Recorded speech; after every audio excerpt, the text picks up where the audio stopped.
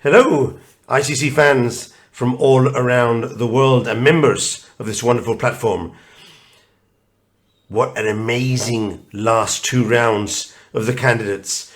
Gukesh emerged as the sole winner of the 2024 Candidates Tournament and will face off at the end of the year against China's Ding Liren for the world title. It was an unbelievable last round. Any of the players could have become the champion. It was Gukesh, it was Nepomniachtchi, it was Nakamura, it could have been Fabiano Caruana. All four of them had the chance to win and go through to the world title match. He's only 17, but already Gukesh is the youngest ever player to win the Candidates Tournament and gets the better of Ding Liren in the live ratings list. He scored 9 out of 11, which is +4. A fantastic score, a fantastic event. He only lost one game in which he was actually quite better, even in that game. 13th round was key for his win. He defeated Fidosa and was able to get a solid draw against Nakamura in the final round. Only two other players could have tied with him, Fabiano Caruana and Jan Nepomniachtchi. Now on the other board, both of them went all out for the win.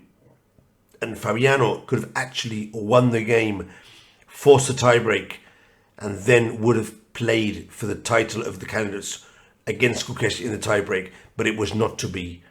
He missed several opportunities to take down Nepomniachtchi, and both of them were the last players to stand in the Toronto Great Hall and make a draw.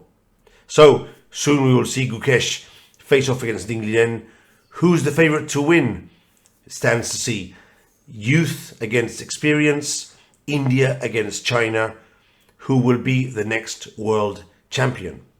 In the women's section, it was another amazing two last rounds. Former world champion Tan Zhongji was able to keep her lead in the last two rounds and win the event, also scoring 9 out of 14 +4. She will now challenge the current world champion, China's Chu Wenjun, for the maximum title. It must be remembered that in 2018, Tan Zhongji was the world champion and Chu Wenjun took the title away from her, winning by a very short margin of 5.5 to 4.5. So maybe it's Tan Zhongji's chance to get the title back. We'll have to wait and see. That match will probably be played again in China. Before finishing the video, also I'd like to mention Vaishali, the sister of Pragnananda. After starting in not so good form, she was able to string 5 wins in a row. That's something that has never happened before in the candidates. And she ended up in second place, tied with Lei Ting Li, who had to win her last game against Hampi Koneru to tie in the scoreboard with Tang Zhongji, but wasn't able to do so. And she went down against Hampi, who's played quite a good tournament. So, for this final recap video, let us check on 3 of the most interesting moments of these last 2 rounds. So let's start off with the interesting position of round 14 between Lei Ting Li playing with the white pieces and Hampi Koneru playing with the black pieces. Now, as I said before, on the other board, Muzichuk and Tan Zhongji were in a fierce battle. Anything could happen there. So Ting Li knew that if she was able to win this game, she might be able to tie with Tan Zhongji in the standings. She found a wonderful idea here.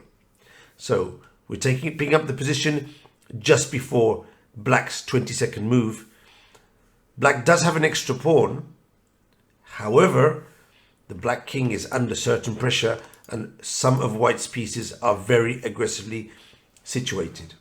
However, according to the computer, if Koneru had played here, Queen to f8, getting out of the 7th rank and the presence of the rook on the 7th, and maybe preparing rook g7, the extra pawn could still be enough to go for the win. However, instead, she played knight to b8, trying to trap the white queen on a6. But the Chinese player had a wonderful riposte against this move. She played the wonderful sacrifice, queen takes a5. Pawn takes a5 and rook to b1. Now she's threatening to infiltrate with rook b7 and create havoc on the board with the 2 rooks on the 7th file, plus the strong knight on d6. Humpy played the only move possible, knight to d7, and after the check, this was the key moment of the game. Lei blundered and played knight to takes f7 check. A logical move, but bad. After king c8, knight takes d6 again. Humpy sacrificed her queen on return, picked up the rook, and started a king invasion which would ultimately leave her with the win. The game continued. Rook to e7, king to b5. Now d7 was still a chance to try and save the game, according to the computers, but Tailingzi played rook takes e6, king to a4, rook a d8, and ultimately picking up the d6 pawn and scoring the win with the extra exchange. This was a bad game for Tailingzi. She could have tried to win this game if she had found, instead of knight takes f7, the move bishop to e3. Unbelievable move, very difficult to see and to calculate correctly. The idea is to bring another piece to the attack. Specifically, if black, for example, plays now rook to b8, bishop takes g5, excellent move, and now queen takes g5 would lose the game because of knight takes f7 check. This is a winning position for white, whereas rook takes g5 would also lose the game because of this sequence. And with the knight on d6 and the 2 rooks, white has a winning position.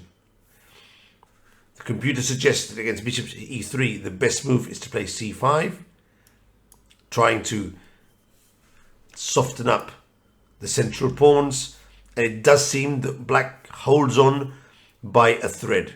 However, after bishop e3, I think that Lei Qingli would have ultimately won this game. A pity, but that's top level chess for you. Now, the key game for Gukesh to win the event was round 13 against Alireza Firouzja. This was a very important game because after move 31, with only 8 moves to go to the time control, Alireza, playing the black pieces, was actually enjoying quite a nice position. He has equal material and a protected pass pawn on e4. So the position is roughly equal, but in no case black is worse here. Moves such as rook to d8, swapping off a couple of pieces, or even h5, trying to prevent white's g4 thrust.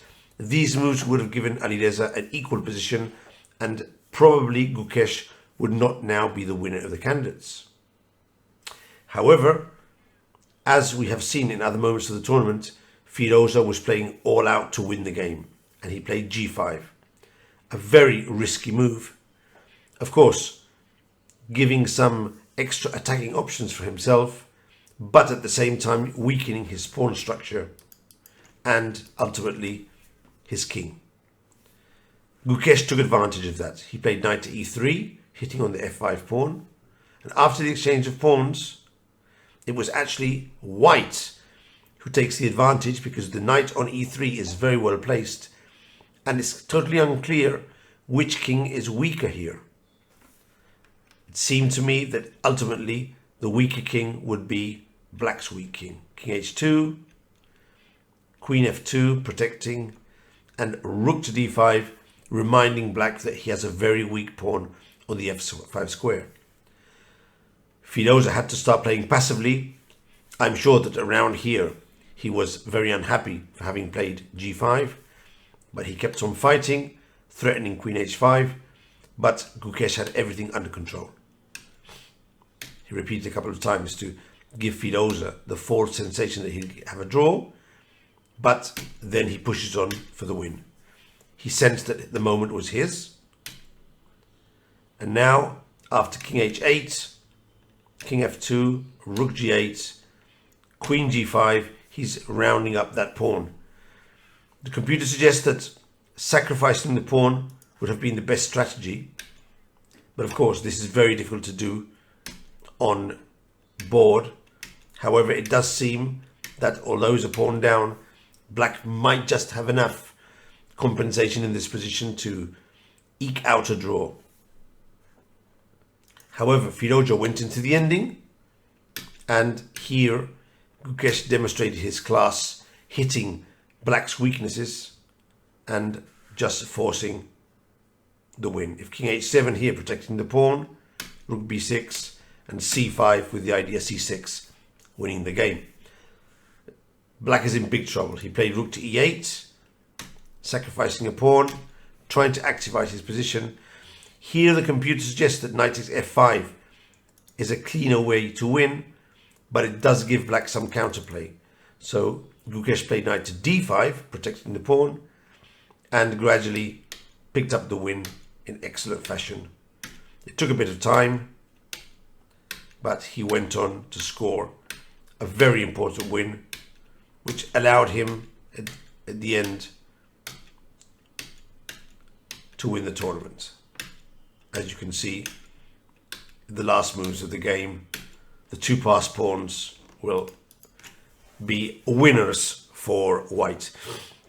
Of course, in the last round, Gukesh was able to hold Nakamura to a draw, very comfortably, I might say. And it would all depend on the game on the other board between Caruana and Nepomniachtchi. Now, if one of the two were able to win the game, they would tie with Gukesh on the scoring board, and today there would be tie breaks. However, as we'll now see, it was not to be, and the game ended in a draw. We pick up the position on move 39 for white. This is the move just before the 40 move time control. So both players, especially Caruana, were very low on time. As all of you can see, white should be winning here. He does have an extra pawn and also two passed pawns. However, it's not trivial. White has to play accurately because black does have his own passed pawn, very dangerous on the 7th rank. Now, although Caruana's move still keeps the win in hand, it must be classified as a mistake. Here, Caruana should have played bishop to c2. The bishop controls all the jumps of the knight. The threat is queen takes h2, and white does have two extra passed pawns, and this is a winning position. However, Caruana preferred bishop to h7, which doesn't lose, doesn't throw away the win, but gives Nepomniachtchi a nice chance. Of course, the idea is to attack the rook and push the pawn to the end, but Nepo sacrificed his rook, picked up the bishop, and now things are slightly unclear because black does have chances to get a perpetual check on the queen side. Already here, Caruana made his first big mistake. He should have played king to a2, king to a1, allow this triangulation, and finally end up in this position where after queen to f4 check and rook takes h2, he has a theoretically won position. Note that the queen on f4 protects the pawn to be able to capture it, but also controls the c1 square, which is important to avoid the perpetual. However, instead of that, he played king to a1 and allowed queen to c2, which permits queen to b3 and queen to c1, knight to queen b3 and knight to c1 check, perpetual check idea. He gave a few checks, play king to a2, sidestepping this idea. The queen protects the check on b3, but black reinforces the knight b3 idea.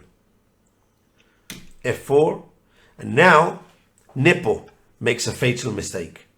Instead of playing king to a6, stepping away from the check on g7, which allows queen to c3 and therefore threatening knight to d3, this would have allowed him to get the draw, because if white tries to win, the knight comes to d3, c1, and now black is promoting his own pawn, so white would have to take the draw with a perpetual check. But instead of playing this, he played knight to b3, a bad move, allowing queen check and queen to c3, preparing a swap of queens. Of course, Nepo thought that he had this move, queen to g2, but now check, and rook to e1, and now it's white who's playing for the win with a checkmate. Black had to drop back, and white dropped back, controlling the advance of the pawn. The exchange of queens would leave black completely lost, so he played queen to d5 check. And now, king a1, Fabiano understood that he had to do this triangulation. He was on the road to the win here, and actually most viewers thought that he'd learned from his mistake and would now win the game. However, Nepo kept pushing, threatened mate with knight to d3, drop back again. Caruana kept pushing, and the win seemed in hand. The computer was offering decisive advantages. Check, rook c1, and we're arriving at the final definite moment. Queen to e6 with the double threat, queen takes f6 and knight to b3. And here the winning move was rook to e1 with the idea that if he captures the pawn, we capture the pawn on h2, and this is a technical win. However, for some reason, Caruana preferred rook to c7. There is no mate, and the pawn will not promote because of knight to b3. And now, Nepo could have drawn with knight to d2. But this is indeed a very difficult variation to calculate low on time. We have to sacrifice the knight, and this is a draw. And the funny thing is, if the king goes up the board,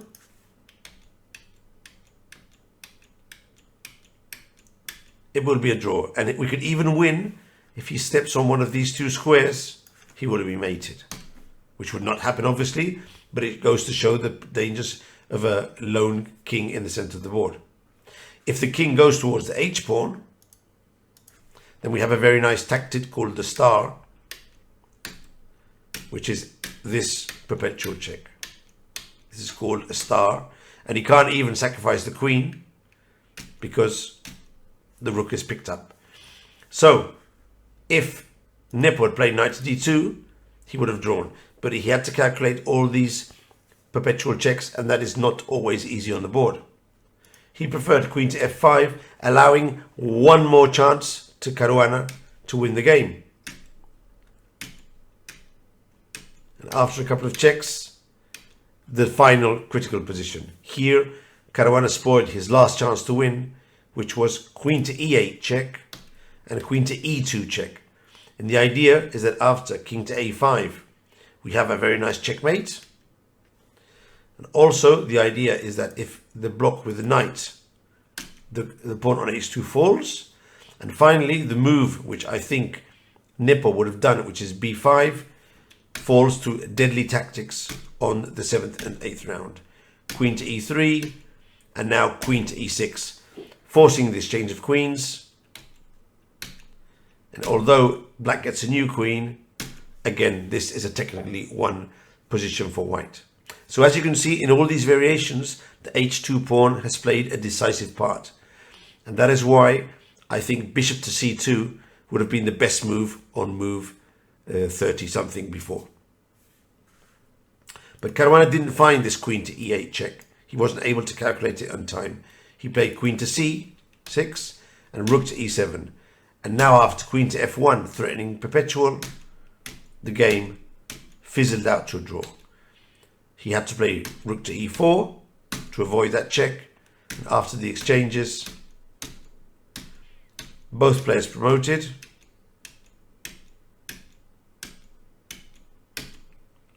And this is a technical draw. And the only thing that black has to avoid is to exchange queens. If he doesn't exchange queens, the game is a draw. One extra pawn with the king in front is totally drawn. Here, we have to see that if black doesn't exchange queens, which is what happened, the game goes to a draw, which was agreed here on move 109. There's no way to win this position. However, if black had exchanged queens, then the game would have been won by Caruana. But obviously this is a very big mistake for Nepomniachtchi. The game ultimately finished in a draw on move 109, allowing Gukesh to be the winner of the 2024 candidates. Signing off from Barcelona, International Master Michael Rahal. I hope that you all have enjoyed these recaps of the most interesting moments of the games, and we'll see you in the World Championship match. Signing off, a lot of chess for all you guys. Thank you.